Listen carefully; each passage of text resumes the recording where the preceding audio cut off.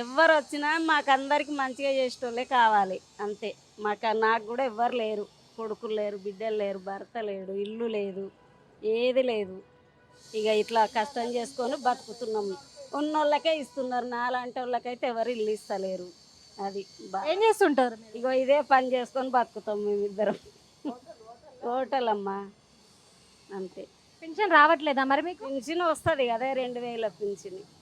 మరి మీకు ఇందిరమ్మ ఇల్లు రాలేదా? రాలేదమ్మా. అప్లై చేసుకున్నారా? చేసినాము రాలేదింకా. కొంతమందికొచ్చినాయి, కొంతమందికి తర్వాత వస్తాయి అంటుర్రు. అవి ఎన్నడొస్తాయో గూడా తెలవదు.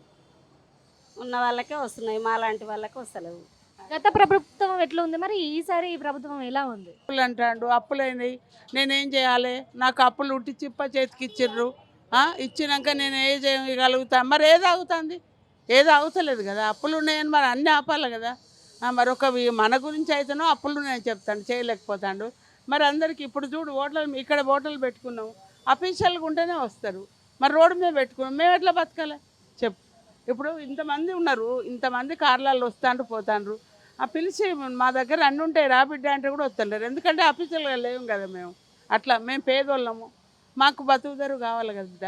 అది నేను అనేది, దానికోసమే బాధపడతాను అంతే. ఎవరు వచ్చినా పర్వాలేదు, కాకపోతే మంచి చేయాలి.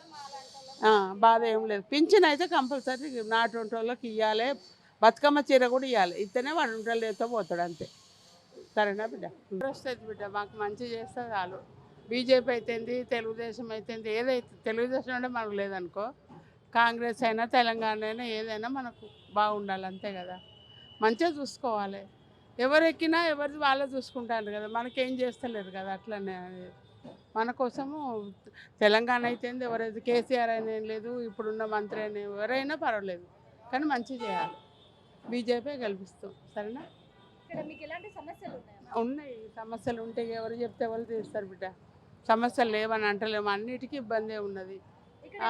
ఇక్కడ ఎలాంటి సమస్యలు ఉన్నాయి మరి? మరి నీటి సమస్యలు ఉన్నాయా, డ్రైనేజీ సమస్యలు ఉన్నాయా, మరి ఎలాంటి సమస్యలు? సమస్యలు ఎక్కువ ఉన్నాయి. నల్లాలు సరిగ్గా రావట్లేదు, సరిపోతలేవు నీళ్ళు, ఎవరు పట్టించుకుంటూ లేరు. అది కరెంటు వీధి బల్బులు కూడా వస్తలేవు బిడ్డ. మాది అవతలకి వెళ్ళి మాది. అట్లా అందుకు కూడా నాకు ఇద్దరు ఆడపిల్లలు, మగపిల్లలు లేరు. అందుకే రోడ్డు మీద కష్టపడతాను. ఎవరు వచ్చి ఏం పెడతారు చెప్పు బిడ్డ? అది నేను అనేది. అది ఎవరు వచ్చినా మనకు మంచి చేస్తే చాలు, అంతేనా కదా. ఎవరికి వచ్చినా మంచి కావాలని కోరుకుంటాం కదమ్మా.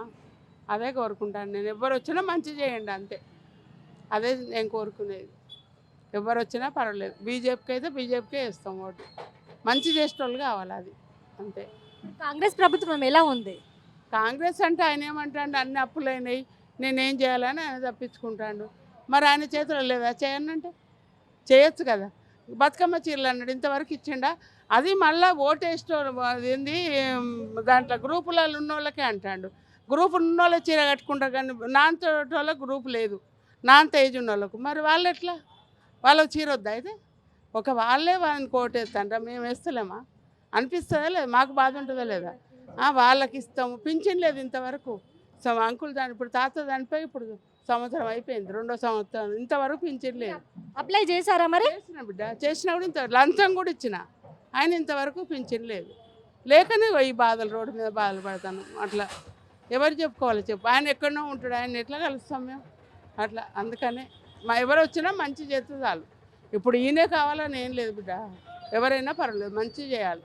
పింఛన్లు కానీ నా చోటి పెద్ద మనుషులను కానీ మంచిగా చూసుకునే వాళ్ళు కావాలి. అది ఈ చీరలు ఆయన ఇచ్చినా కూడా తీసుకుంటే వాళ్ళు తీసుకుంటాం, మాట వాళ్ళకైతే రావు కదా. మేము బాధపడమా? ఇప్పుడు నా ఏజ్ ఎంత ఉన్నది, నా ఏజ్ వాళ్ళు ఎంత బాధపడతారు? మరి ఆయన తలకే ఉందా? అది నేను అనేది, అది నేను చెప్పేది. బీజేపీ వచ్చినా పర్వాలేదు, చేస్తాం ఓటు. సరేనా?